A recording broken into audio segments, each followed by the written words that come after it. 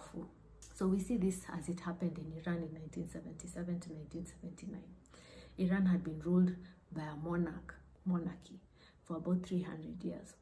And so at the helm was a man called Mohammad Reza Pahlavi.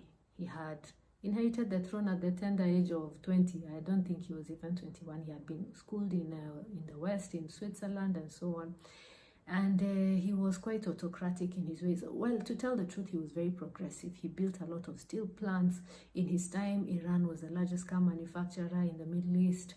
He had done petrochemical industries. He had modernized agriculture. He insisted on mass population literacy. He was huge on women's rights and their abilities to vote and to organize.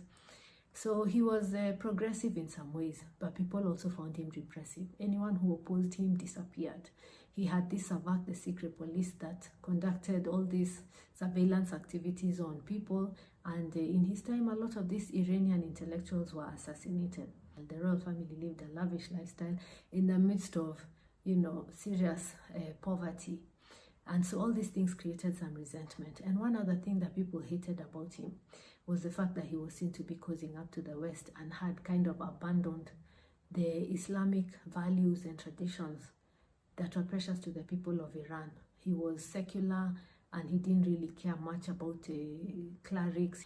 And so all these things didn't endear him to the population at all. His cronies, the elites, always used to get land contracts, and all these lucrative opportunities were set up just for his cronies, and that created the seeds of a revolution. So it started with mass protests on the street. Again, people power.